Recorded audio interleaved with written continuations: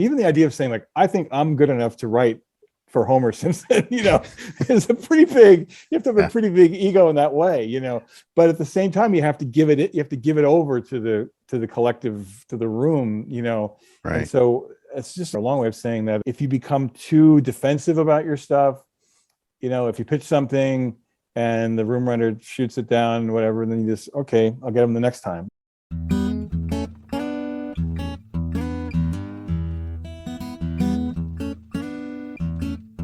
Hey folks, Brian Smith here with Dream Path Podcast, where we get inside the heads of talented creatives from all over the world. Today we talk to Michael Price. Mike is a writer and a co-executive producer on the hit series The Simpsons. He's been doing that for over 20 years. In 2014, he decided to co-create a animated serialized series for Netflix called F is for Family with Bill Burr. And Bill Burr starred in this show, along with Laura Dern, Justin Long, Sam Rockwell, and other extremely talented voice actors and actors.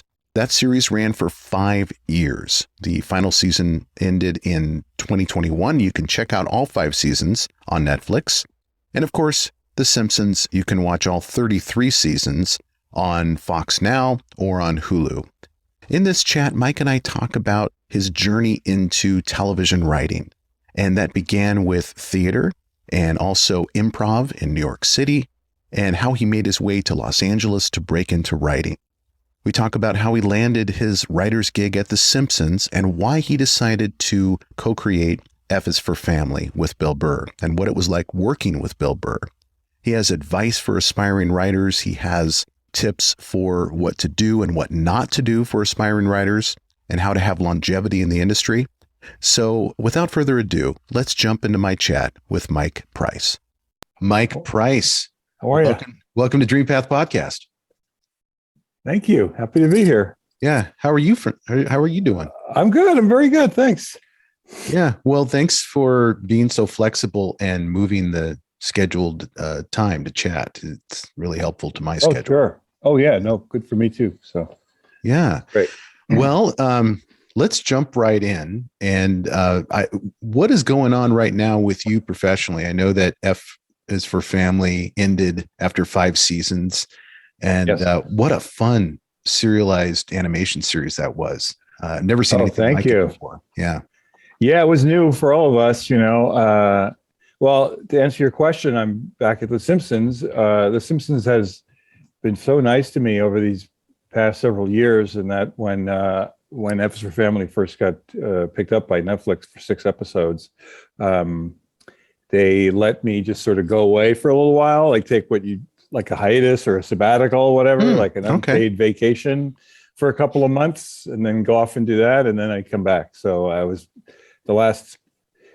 we started writing the first season of F is for Family in the fall of 2014. So basically, for the last 6 or 7 years, that was my deal. Yeah. So and it would be like a year, like 6 months off, and then come back and like for a whole full year of doing all the post production and editing and stuff. F is for Family, and then it would come out, and then when they order another season, I'd say, "Do you ever do that again?" They'd be like, "Sure, it's okay." So I've done that. I did that 5 different times. Wow. And so I'm back at The Simpsons ever since we wrapped the writing of F is for Family basically around this time or so a year ago. So I've been back at The Simpsons full time for a year or more. So tell us what it is about that family of folks at The Simpsons that in the relationship that you formed over the years with them that allowed you to do that, to take that risk with F is for Family with Bill Burr and kind of do your own thing. Well, it's an incredible staff. It's an incredible experience. We're all get along with each other really well. By the time F is for Family came around, which was, like I said, around, by the time it became a real thing that I was going to have to leave and do, it was sort of like the summer of 2014. So by that point, I had already been working on the show for 13 years. Yeah. So I had established a little bit of a work record with them, and I'd never done anything like this before. I had written some pilots, and I'd written some things for like movie scripts that some of which got somewhere, some of which didn't. I'd written a few of these Lego Star Wars specials that I got to do. But nothing that made me have to like actually say, I got to go away for a little while. So I was very concerned at the time when I was very excited when Netflix ordered us for the first season of Family, but I was very worried, like, oh, you know, what's going to happen now? Do I really want to leave like the greatest job in the history of show business, you know, for this thing that may or may not go? But they were so supportive and great, and especially Al Jean, who the showrunner, Matt Selman, the other showrunner, and Jim Brooks, Richard Sakai, the people there at Gracie Films, and they were like, "Well, you got to do this. This is your chance to do your own thing. You know, you got to do it. You got to do it. We'll take you back. You know." So that was very, very wonderful and very freeing. You know, it was great. You get the best of both worlds because you do have the fallback plan, which most artists I've talked to talk about the importance of not having a plan B to, you know, get them motivated to do the thing they really want to do. They just jump in and if they fail spectacularly. But you have this backup plan, which is the Cadillac of all backup plans. It was Simpsons. But I will say this, that's how I got into how I started out at the beginning of my path of doing this, was that I had no backup plan. Like I imagine you were going to ask me a little bit about that anyway, but I was a theater major in college, and then after that as well, and I did local theater in New Jersey, where I'm from, and then I got involved in doing like improv and sketch comedy, and that sort of taught me like, oh, that's a path that I could take. I think I'm funny enough, and I did perform with a sketch comedy group in New York, and then that was Gotham, right? It was called Gotham City Improv. That's right. Yeah. And then I had a friend in there who we became writing and performing partners, and we formed our own sort of break-off kind of two-person act from our sketch comedy group that then became a thing that people thought was good and liked us. And that's what gave us the encouragement to say, like, this could be something. So we had enough people who told us they thought we were good and that we should try to come out to LA and see what that's where all the work was definitely at that time, which was the early 90s. So we just kind of threw everything in a car and just had a few contacts out here, some people who wanted to help us out. And we came out and with some money saved and just pursued it, you know, and it had ups and downs. We had some success, but never kind of broke through the way we thought we were going to. But by that point I was here and I was like, I'm not going to go back to Jersey now and like act like, well, it didn't work out and go get a job somewhere or whatever. Right. And I had no skill. I really had the only other skill I had aside from this was that I'd spent the last couple of years, my survival job, whatever, was working as a proofreader at a law firm. So, well, I'll go back and be a proofreader. I'm not going to do that. You know, so I was like, I'm here. I'm not going to leave until something happens. And so I really had no plan. I had zero plan B. So, yeah. Well, that's great. Yeah. So you're in LA and you have this improv experience. You have this theater background in university. And what were your thoughts before you got your first writing gig in terms of your trajectory? Were you thinking stand up? Were you thinking acting? Where did you think you were going to fit in the whole scheme of things? Yeah, I didn't really know. Stand up is people. I admire stand ups so much. And I've just spent many years working with one of the greatest of all time, Bill Burr. So I have such great admiration for what they can do to hold the stage for as long as they do. And I never could do that. I almost tried it once when I was working at that law firm in New York. It was on the east side of New York at around 3rd Avenue and 52nd Street. And a comedy club opened like around the corner from the office building where I worked at. And beckoning like, you. Yeah, I know. And it was like open mic night, all that stuff. You know, that would be the story of like, I'm going to go do that. But I thought about it. I just couldn't bring myself to do it. At the time I was already doing improv and sketch, which is more, you're with other people and you're playing a character. And so I was comfortable doing that, but I was never comfortable just being one-on-one on a stage. And I didn't know how to write those kinds of jokes, that kind of material. So, but being in this improv group taught me how to write like SNL style sketches or how to come up with a funny idea. We would do these kind of improv games that would then, in the course of doing what's called freeze tag or these kind of improv type games, you might come up with a funny idea. And then the teacher would say, okay, now take that funny idea and now that's a germ of an idea. Now go home and come back in 2 days with a sketch based on that, or take that character and write a monologue for that character. So that was how I learned how to sort of take an idea and then flesh it out and to write it. So, and then we would test it out. We would do it in front of an audience or audience of our peers first, but then we were in this regular Saturday night show where, okay, the thing I wrote got a lot of laughs. So I guess I'm pretty good at this, you know? So that's where I started to learn, like, this could be a place to be. I had tried acting. I liked the performing aspect of it, but I had an agent. And when we came out to Los Angeles, my writing partner, she was much more of an accomplished performer. She had more of a commercial look, you know, and she was really, really good at it. And I didn't look like anything, you know. I wasn't they type you know, especially for commercials. Like I had a commercial acting agent. So they go, oh, you're the young dad, or you're like, everything is like a type. So I remember that first couple of months or year or so, first being out here in LA, I had this agent. They sent me out for a bunch of things, commercial auditions, and also auditioning to be like a small part on a sitcom. Like I auditioned for a part on the John Larroquette show. I remember that. Oh yeah, I remember that show. Maybe a Murphy Brown or something, but I never got anywhere. But it was fun to go to these auditions. And I did all these and I would see these like famous people like waiting to go in for the audition next to me. Like to me, they were famous. I grew up as a kid, like watching TV and just like inhaling everything, you know? So I know I'm digressing, but one of the auditions I went in for was for a commercial for something. I can't remember what it was, but the guy sitting next to me was in A Clockwork Orange. He was, if you're familiar with A Clockwork Orange. Was it Malcolm McDowell? No, it wasn't Malcolm McDowell. And I don't remember the man's name. I could look it up, but he played the guy who was named Mr. Deltoid, who was Malcolm McDowell's sort of like caseworker, social worker, who comes in and says like, "Oh, come you to school, Alex, eh? Bit of a headache, eh?" Like that guy, you know. I was like, "Oh my God, you're real Mr. Deltoid." And he's like, yes, that was me. I had a good time working with Stanley, you know. I was like, all right, next. And he's going into like audition for like a Raisin Bran commercial or something. You know? So that was sort of like, I got an idea of like, that's what this life is like, this actor life. Now, all these years later, I think what I know, I have friends who are actors. A lot of it is just like you tape yourself on your phone and you send your audition in. Right. But back then they didn't have that. So you had to go like all over town.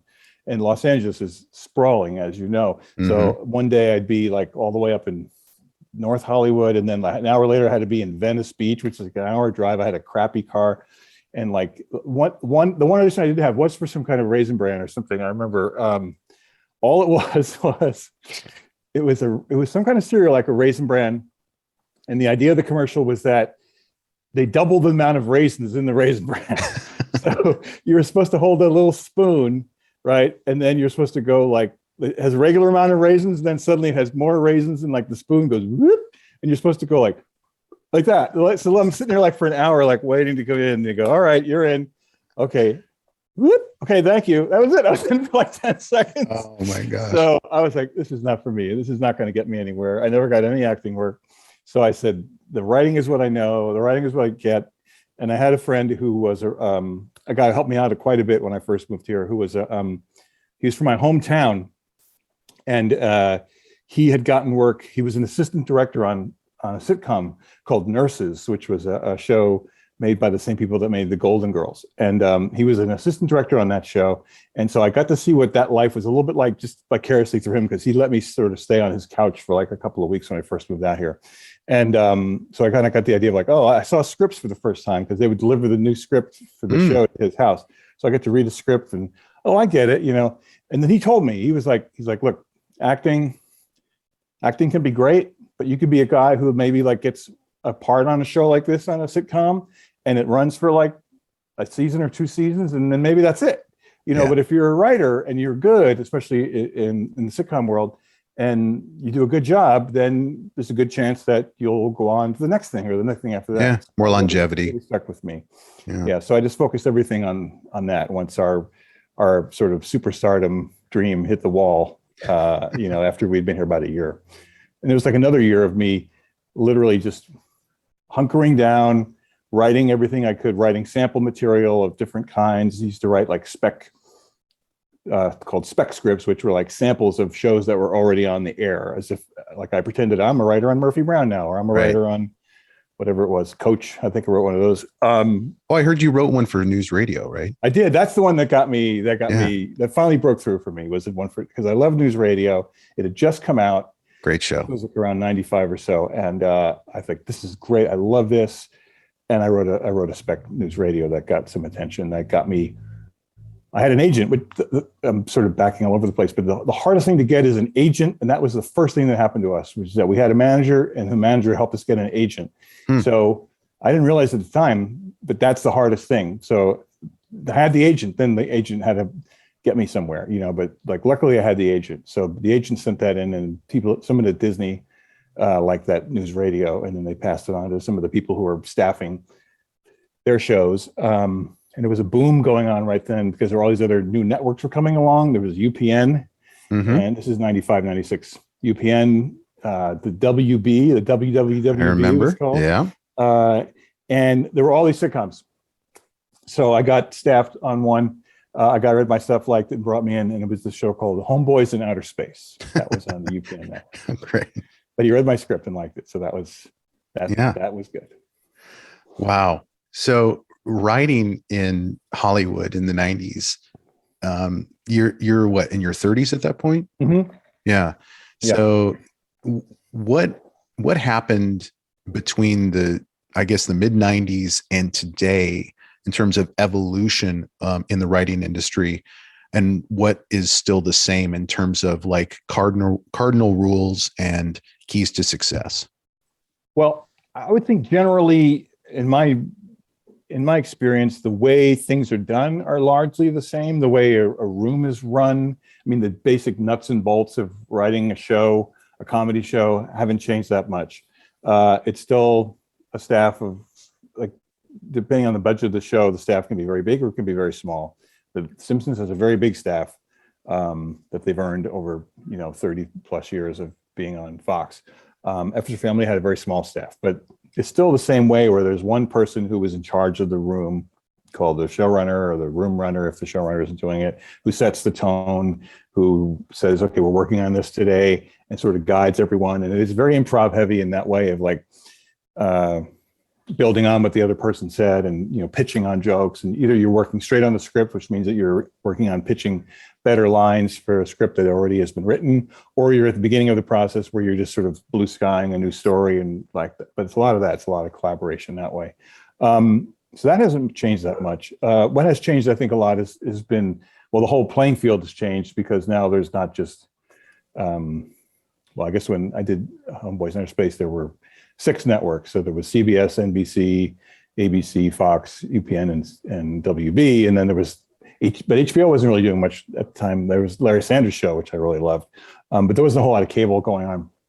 And now, of course, it's exploded, and right. There's all those networks are the same except UPN and WB combined to become CW.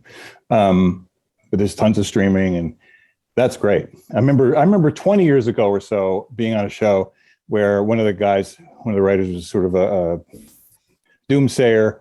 It was around the time that like Who Wants to Be a Millionaire and Survivor were first starting to hit it big, and and so suddenly they were like, that's it. We're all done. Like within 5 years, there'll be 0 scripted shows anymore. Right. And here it is 20 years later, and there's like 500 scripted shows. So, So in that way, it's changed a lot. It's been a lot more opportunity, a lot more shows out there. And a show like F is for Family couldn't have existed outside of the new kind of way we do things now with streaming and things like that. Yeah. It seems like with the expanded streaming marketplace, there's just more places for more homes for extremely niche types of shows. Yes. Like a serialized if you would have told me in the mid 90s that a serialized cartoon where there's cussing, where there's, sex scenes and, innuendo and that type of thing, right, that adults would watch and it would be popular and would last for 5 seasons, like F is for Family, I would say, you're crazy. That's science fiction, but it's happening today. And I think that's one of the great benefits of having all of these platforms I'm wondering though, does it in a way dilute um, dilute the playing field to the point where it's really hard to be seen and heard because, like you say, there's 500 shows, there's a sea of content out there. Mm. Um, are there challenges to just staying relevant and staying, keeping that show alive when there's Yeah. so many places you can go to see things that are not in your network? That's true. I mean, well, there seems to be less and less of shows, let's say, that everybody knows. Like maybe one or two a year, there'll be shows that are broadly popular that become a thing that everyone talks about. So right now, I'd say in my world, it's like Succession on HBO is like the show that everybody talks about. But I imagine, I don't know what the numbers are for that show. They're probably like maybe 8 million people watch it a week or something out of 300 million in the United States. So, there's not that many big giant hits anymore. So like ER or the days of ER and Seinfeld or Friends those days are never coming back. Yeah. I mean, the biggest network hit now probably is like This Is Us, I think, which just started its last season last night. And I don't know what the ratings for that are, but it's still nothing like it was for a show like you're saying, like an ER 25 years ago or a Seinfeld or so on, or Friends. So yeah, it's true. And then for our show, if it's for family, it is a niche thing where, we did enough, we got enough people watching it and getting Netflix or whatever to justify it being on for 5 seasons. But I'm sure you could, if you stopped 100 people on the street, maybe 2 of them would have heard of it, and actually I did a little like scientific, non-scientific survey, which is that 1 year after our 3rd season, I believe it was, Bill Burr got everyone a gift, which was a beautiful gift, which was a jacket, like a blue denim kind of jacket, like that you'd wear like if you were worked somewhere, like a work jacket. But on the back of it was the logo of our fictional airline, Mohican Airways, which is this like Indian, like shooting an arrow, a plane that's a flaming arrow, whatever. It was beautiful. And he got it all for all of us, everyone on the show. It was such a wonderful thing. And I've worn it like around all over I was in New York a couple of months ago. I wore it there. No one has ever stopped me and said, "Hey, that's for that show," So that's how I know that nobody knows about it. But enough people do, and it's what's amazing to me is that our show has had, and I think continues to have, like this incredibly focused fan base of people who really, really, if you get into it, then you really get into it. Yeah. And so we have an online community of people on Twitter and on Reddit and Facebook groups that are really into it and have watched it like dozens of times and pick everything apart. And that is amazing to me, but we still never got into that thing, the cultural zeitgeist. Yeah. Yeah. Well, I'm wondering what it's like as the creator and showrunner of a show like F is for Family, where, or co-creator, because you created it with Bill, right? Yes. And you're working with a company like Netflix, and then Netflix comes to you and says, right before, you're about to shoot the 5th season or to record it, that this is the last season. Do they give you data? Do they give you a reason beyond just you're done? Well, a little bit. I mean, they used to not give any data. And then starting about a year and a half ago, when our 4th season came out, then they started doing this thing where they'd have these calls where they'd say after 10 days and at 28 days. And they would say, this is how many people started watching your show. This is how many people finished it in these first 10 days. This is how many people have seen things about it, whatever. So, and I was like, wow, that's great. So,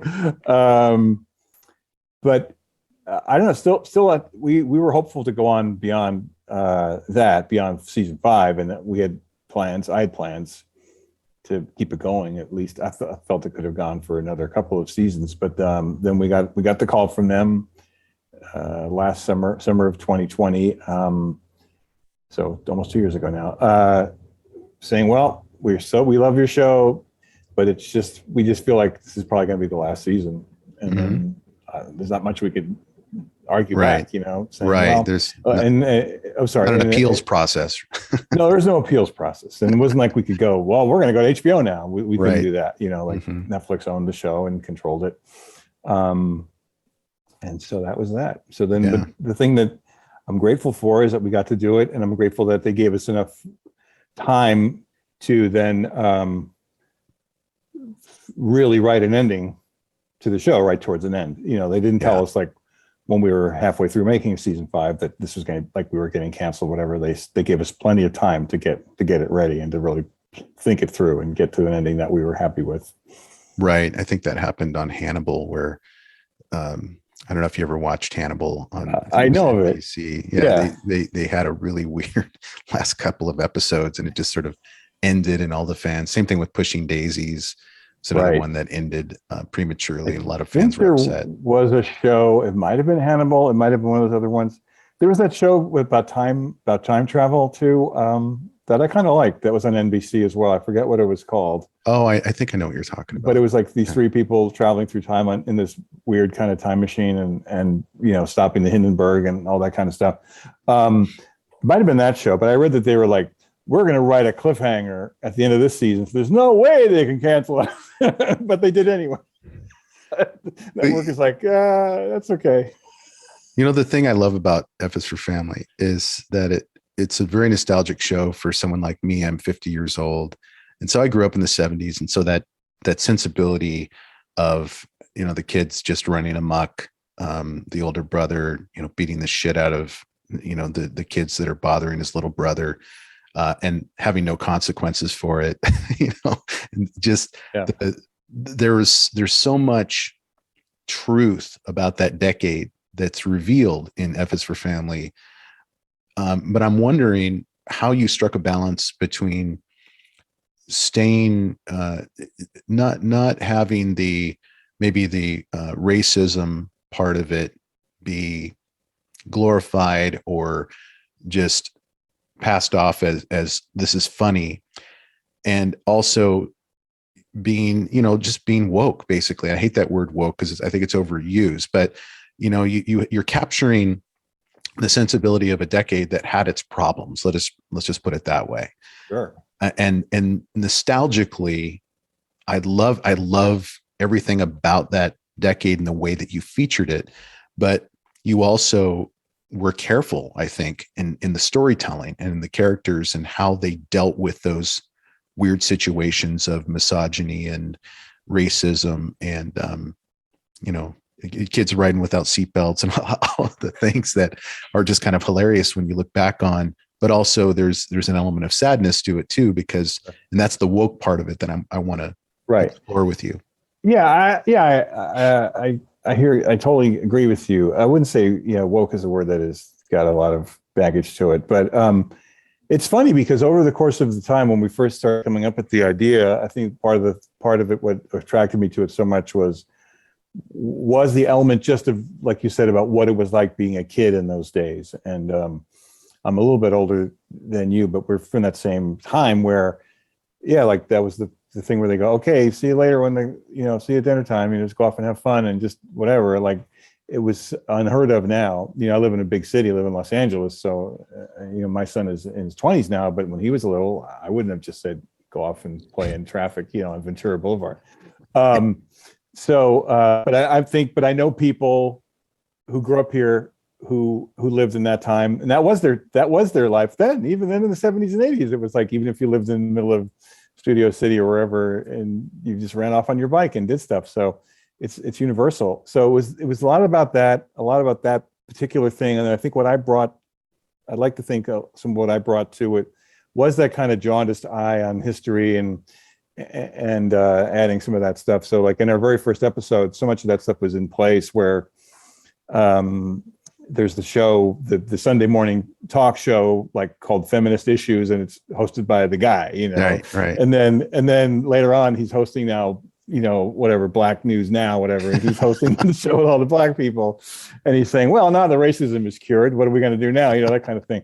So it was always important for me to do that, but also to present it in a way that's presented like, well, that's the way it was, but hopefully that without somebody saying this is horrible, like just sort of presenting it in a way that made it clear that our point of view was this was a terrible thing, but this is what it was like then, and without having a character comment on it or say, So I think any attitude or political attitude or social attitude we have towards that stuff is just sort of baked into the show without sort of stepping outside of it and someone saying, "Oh, this is horrendous," Yeah. And I think Bill Burr was the perfect person to capture that nostalgic part of it, because his comedy is very much like that. And I think his comedy's evolved over the last decade for sure. Certainly. Where, some of it, you look at some of his bits and you're like, ooh, wow, because he did push the edge in terms of like being nostalgic about,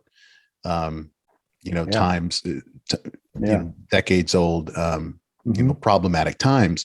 Right. But then Laura Dern's character pushes back on that. And I think that was a nice device in the in the narrative. I will say too that Bill has really evolved as I think as a writer, as a person, and like he's incredible. He's been an incredible partner to work with. And one of the striking things about this final season was a thing that he came up with, which is the scene where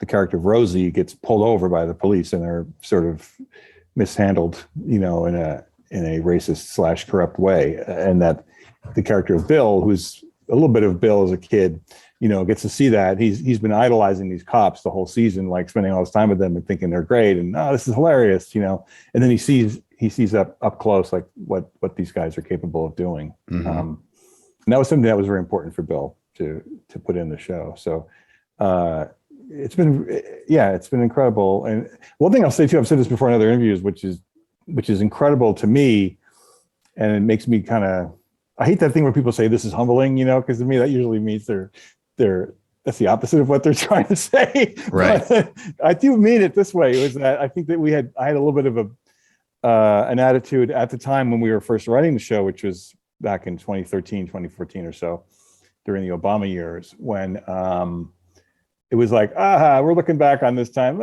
Can't you believe how terrible it was back then? How racist it was and how sexist it was and how stupid everybody was back then, and like here we are now, and it's like, it's pretty awful right now, so like the more things change, the more they stay the same. So it really did. Yeah. It just seemed like it's just like all of the things that were below the surface surfaced right before our eyes over the course of an administration. And they were always there, but I think that it was just more obvious and heightened. We did a whole storyline in the 4th season about this Laura's character Sue about to have her baby, and she goes to the hospital, and it was certainly super exaggerated that like she's put in this room where like women can't leave unless their husbands come in to sign them out. It's called like the unclaimed women's room, and they're all sitting there, and there's nothing really like that. But then it was a little bit of a thing where there was a paternalism, where the husband had to pay for everything and women couldn't get credit cards and like they didn't drive and stuff. But that's not, that attitude is certainly happening again right now in terms of like these laws, these abortion laws and things like that. And basically a bunch of men telling women what they should do with their body or not. So it hasn't changed that much. Yeah. Well, a very, very special project that you and Bill had together, and Laura and Sam Rockwell and Justin Long. Just an amazing cast. Do you think that the gravitas that you brought with you from The Simpsons helped you assemble those, that talent on F is for Family? Well, everyone came in a different way. I think the Simpsons connection certainly helped. I will say when we first were starting to cast it, and we found out that people were really big fans of Bill as well. So we go to an actor and say, would you like to be on the show? It stars Bill Burr. Oh my God, I love Bill. So that was great. Yeah. But also I'll give a huge amount of credit to Vince Vaughn, who is one of our executive producers, who the show was originated through his production company that he runs with Peter Billingsley, where he had a personal relationship with Sam Rockwell, with Justin Long. He didn't know Laura. I think he may have met Laura, but I think getting Justin and Sam in were largely through Vince sort of calling them up and saying, "Hey, come on," because a lot of these actors they'll get inundated with offers for everything, Yeah. So I think the fact that it was Vince asking them, like, got them at least interested enough to read the script, and then they went ahead and did it. That was fantastic. And then with Laura, we were looking for someone to play that part, and we had a great casting director named Julie Ashton, who had a big list of all these actresses. Like, here's all the actresses. Like, what do you think of these? And we're like, oh my God, they're all like these. The gamut, and we said, well, how about these? And she's like, okay. So we heard back from her like a week or two later saying, well, Laura Dern read your script on a plane ride or whatever. And she called us and said, yeah, she liked it. She wants to do it. So we were just like, oh my God, this was incredible. Gosh. And she's phenomenal. She's great. Great. And a lot of the people on the show were people that I knew of or I'd worked with before.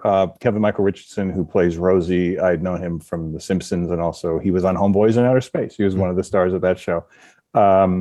Dave Koechner, who's just a brilliant comedian, who I had seen his work on Saturday Night Live and the Anchorman movies and all those things in The Office. And I said, this is a guy. Years ago, I said, this is a guy, if I ever get a chance to do something, I want to put him in it. So then I was so happy that he said yes. And like Mo Collins, who I knew first from Mad TV and Parks and Recreation, and I knew she'd be for the amount of people we had who were like very specific for one part, like Bill, and Justin did a couple other smaller parts, but like we needed like our version of Hank Azaria or our version of Harry Shearer, the kinds of people who could play multiple parts. Mm-hmm. And so that was Mo. Started out with Mo being that. Mo plays like so many parts on the show. I had met her about 10 years before as well, just briefly, just talking to her about like, I'd love to find something to do with you someday. And so we called her in and she did it. And then there's an amazing actor named Trevor Duvall, who I'd worked with. He was in all the Lego Star Wars shows. He played like the Emperor of Emperor Palpatine and a couple other things. So I knew he was a super versatile, super funny voice actor. So it was really fun to assemble this cast. And then as more and more people joined, then we'd say, hey, how about this? He'll do it. We had Kurtwood Smith and Carol Kane and Gary Cole, right? Gary Cole, everybody. I just was like, I can't believe it. Like they were saying yes. There's Jonathan Banks from Breaking Bad, who's played Bill's dad, Frank's dad. This past season, we had Patty Lupone, and it's an impressive list of characters. I mean, the talent that you attracted to that show is a testament to a lot of things, I'm sure. But the gravitas that you bring to the project, and then of course, as you said, Bill and Vince. I mean, getting a call from Vince Vaughn is probably a pretty big deal. That was pretty good. That was pretty good in Hollywood. Yeah. Going back to The Simpsons, I want to get a sense of. You said it's a big operation. How big are we talking about in terms of writing staff, writers' rooms, whether they're Zoom rooms or in person, showrunners, bosses, like, are we talking about hundreds of people here? Well, if you look at the whole operation, probably, yeah. I mean, as far as the writing is concerned, our writing staff is probably around 15 or so, some of which are work every day, full-time like me. And there are others who are like one time a week consulting producers. That's like Mike Reese, and David Merkin are in that league. And then there's some others who like work 2 or 3 days a week, so at any given time, any given day, there'll probably be around 10 or 11 of us working on the show. In the old pre-pandemic days, we were in 2 separate rooms and 2 separate buildings on the Fox studio lot, like just across the street from each other, like downstairs and upstairs room. And so one of those rooms is run by Al Jean, who's been an executive producer and the showrunner for many years now. And then the other room is run by Matt Selman, who over the course of the last few years has kind of graduated up and become a kind of a co-showrunner. So there's certain episodes that are Al episodes, certain episodes that are Matt episodes. So Matt has his room, Al has his room, but we all move around.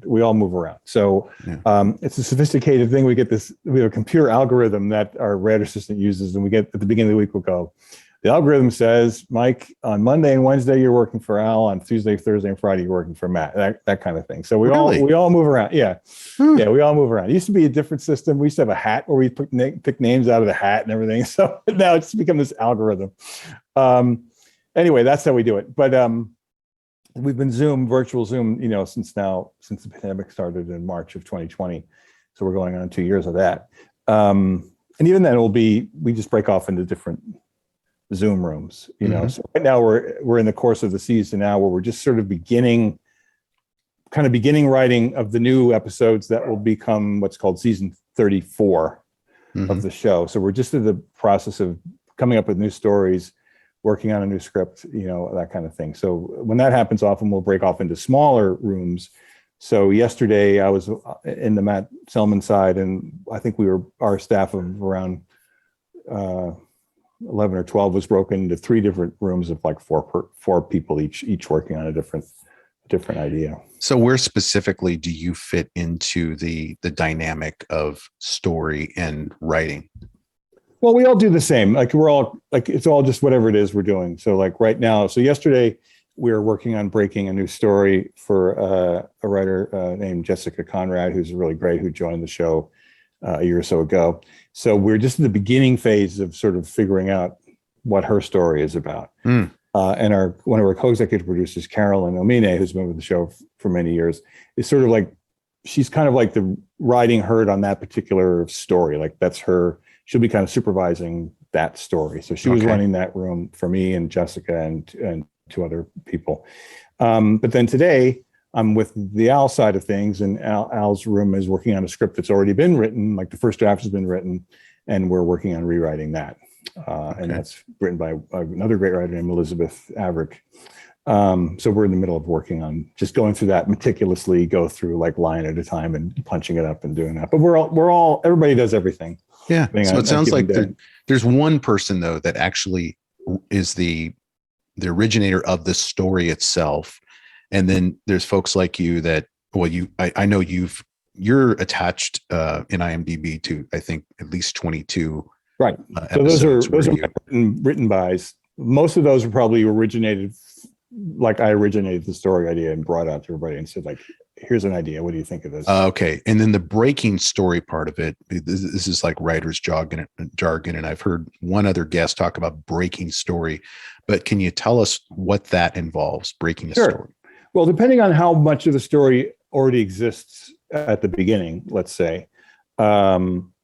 So it may just be a kernel of an idea, in which case, okay, now we have to figure out everything about it. Or the originating writer like myself or someone else could come up with, this is the beginning, middle, and end of it, But depending on what it is, breaking the story literally means coming up with what is the story about, what happens in it, in a broad sense at first, and then sort of drilling down and getting more fine with it. So then by the end of this breaking process, we more or less have like a beat outline of like what each scene is about, what happens in it, what are the twists the story takes. And then because we still are on commercial TV where we have acts, The Simpsons is 3 acts. So like, what's the first act break? What's the second act break? Like how does usually on The Simpsons, you're like at the first act, the classic Simpsons episode starts with like, it's about anything else. It's about, we call like the act 1 set piece. Sometimes it's like the Simpsons go to the county fair, and something crazy happens.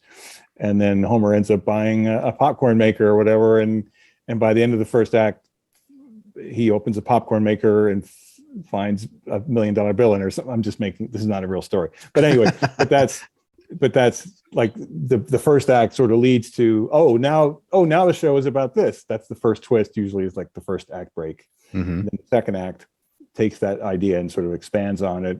More things happen, it gets complicated, and it builds to some point where there's some kind of crisis, and that's the second act break. And the third act is like building towards whatever resolves the story. So we spend a lot of time that we used to have a whiteboard in our room that we'd write on. Now we have a writer assistant who's just sort of writing everything down, and we sometimes have kind of a virtual whiteboard, which will be like on our Zoom shared screen. There'll be like a piece of screen that the writer assistant is sort of making like cards in a way of it. So we sort Yeah. of keep track of what's going on. But that's really what it is. It's like understanding what the story is about. What are the beats of the story? How does it start? How does it middle? How does it end? And that gives the writer, who then is then sent off to write an outline, which is basically like a treatment, a prose version of the story, outlining the beats of each scene. And then the outline is then picked over and given notes. And then the writer then goes off and writes a draft of that script, which the writer then turns in. You get about a week or two to write that. And then once that gets turned in, then it belongs to everyone. And the one person, the showrunner, the room runner, is now in charge of taking that apart again and making it better and fixing it and rewriting it. And we do that a couple of different times, couple of drafts of that till we're ready to put into production. So when you dropped into The Simpsons, they were already part of the cultural zeitgeist in a big, big way. I think it was 2002 when you started. Yes. Well, yeah, I had one day of work right before Christmas of 2001. Okay. Yeah, but for real, 2002. So 2002, you get dropped into this operation that already has these processes in place. I assume Al Jean is there, and Yes. Matt Groening. But I always mispronounce his last name. Groening. That's okay. Groening. But did you realize at the time how special that opportunity was? Oh my God, absolutely. Yeah, I couldn't believe it. I remembered first seeing The Simpsons, on the Tracy Ullman show in like 87 or 88 when Fox just started, and thinking that was funny. I knew about Matt's work a little bit from his comic strips and things like that. So I knew who he was. And then when the show took off, like 1990, that was around the time that I was just starting to get involved in doing this comedy, performing the sketch stuff. So all my friends, we were in the sketch comedy group. We were just all we could do was talk about it. Every Sunday it was like appointment viewing, to watch it. I remember being at a big party at one of the guys' houses, and they're like, "Everyone, shut up! We're going to watch Simpsons now." And it was one of those season 1 episodes. Yeah. So like the rest of the world, it just exploded, and so then all during the ensuing years, I knew about it a lot. I watched as much as I could. It was definitely just a huge presence everywhere, and then right before I worked on The Simpsons, the show I had right before that was also working for Jim Brooks and for Gracie Films, and it was called What About Joan? And it was a live action kind of 3-camera sitcom starring Joan Cusack. So that suddenly I was in this orbit of like, wow, these are the people that make The Simpsons, and I got to meet Jim Brooks, who was like one of my heroes of all time. Who created the Mary Tyler Moore Show and Taxi and directed Broadcast News in Terms of Endearment. And suddenly I was working with him. I just couldn't believe it. And I'd known Al. I'd met Al and Mike on Homeboys in Outer Space. That's a story I tell a lot, which is that's a show that, like, even if you look at it now, if you Google it, you'll see it's listed on like everybody's list of like worst shows of all time. But it was fun. And it was, and the writers on that show were all really funny and smart people. And for whatever reason, it didn't work out. It was kind of a silly show and whatever. But Al and Mike were consulting producers on that show, so I got to meet them there. And I'd known who they were when I first met them. I'd seen their names a lot of connected with The Simpsons and The Critic and their other stuff. So I was sort of in awe of meeting them. And then they ended up hiring me for a show they created called Teen Angel that ran for 1 year. And then we worked again together on another thing. My first the show I consider like the first really great show I worked on was called The PJs. And that was a animated show starring Eddie Murphy that was set in an inner city housing project. It was done through Claymation. That's a whole crazy story, but that was an amazing show, very smart. And the people who ran that were 2 guys who I still admire and really love, Larry Wilmore, and then Steve Tompkins, who had been a writer on The Simpsons for the Bill Oakley and Josh Weinstein years of The Simpsons. So I was sort of like, oh, it's kind of rubbing off on me a little bit. This will be my Simpsons, because it was written in a style like Simpsons-y kind of point of view and everything. I was like, oh, okay. And I'm working with Al and Mike. This is the closest I'll ever get to working on The Simpsons, But then after that time, Al went back to The Simpsons and Mike as well. And then Al gradually became the showrunner again. And this What About Jones show was getting ready to was on the verge of cancellation. And I was like, what am I going to do? I'm going to need another job. And out of the blue, Al just called me one night and said, there might be a job available on The Simpsons. Wow. What are you doing? I was like, well, I'm on the show. It might get canceled. He goes, well, if it gets canceled, let me know. So then I became like, oh, please, not the show. Please cancel. Well, we knew the writing was on the wall. Yeah. The ratings were not good. But I was like, cancel it soon before this Simpsons job goes away. Right. And that's what happened. And so then that was like around 20 years ago, like October, November of 2001. So then what came into the show, I knew the show was in season 13. And it was, I was on this, like, suddenly I was on this writing staff with these people who I'd heard about, like George Meyer, and John Swartzwelder wasn't on staff, but he would come in to work on story ideas, and John Vitti and these people who I knew of and respected greatly. And I was like, wow, I'm one of them now. And I was super scared. So I know you're probably, do you have a hard stop at 2, by the way? Yes. Okay. I will be brief. So writers' jobs, folks that want to break into the industry, what are the opportunities for them in terms of like the really, really low level positions to just get their foot in the door and start networking and making connections? Well, I mean, the absolute sort of whatever you want to call it, like starter job, whatever, is like a PA, like being the production assistant, which is usually it's all changed now because we're all sitting at home on Zoom. But right. Imagine this is either before the pandemic or after the pandemic. Yeah. The PA is a person who usually goes out and gets like the lunch for everybody and delivers the scripts and makes copies and all that kind of stuff and sets up the room before the beginning of the day. That's a good way to get work your way in, to get to meet everybody. The ultimate job to sort of become, if you want to be a writer, and the hardest one to get, is to become a writer's assistant. Because then it's a very difficult job. You're basically sitting in the room, writing everything down that everybody says, and at the same time sort of maintaining the script and dealing with that. And it's very difficult work, but that's ultimately where you have a chance to be among the writers, get to know them, you're a colleague of them. And then often what happens is that a writer's assistant, is given the opportunity to write a script on his or her own, if an extra episode comes available. And that's happened on The Simpsons.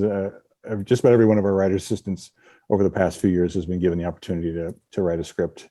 And they've all done a fantastic job. But then that could hopefully lead on to, once you have a credit like that, then it's easier to get an agent.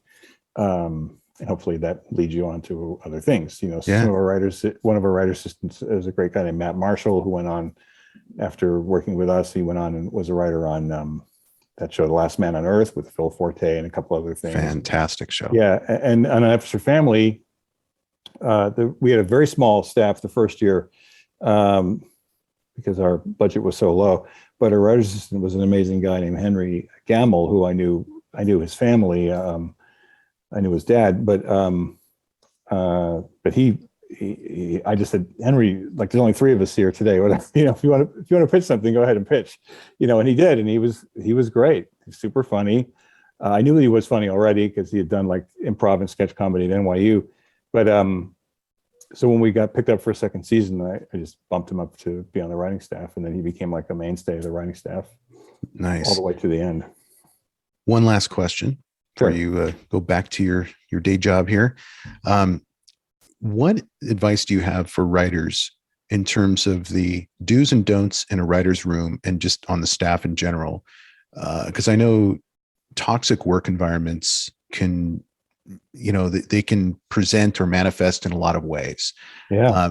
And I would guess that a toxic worker or writer would not have longevity in the industry. But what does that look like? What are the things that you see that just say, this person's not going to last very long in this? That's a great question. Well, the main thing, I think, that if you ask this question of anybody, probably 95 out of 100 people will say it's that, especially in comedy. I've never been in a drama writing room, which is little bit different, but it's still so much about collaboration, and it's about sort of like giving your individual. It's interesting because you have your own individual talent, your own individual point of view, your way of thinking of a joke or of a thing that the other person in the room wouldn't have thought of.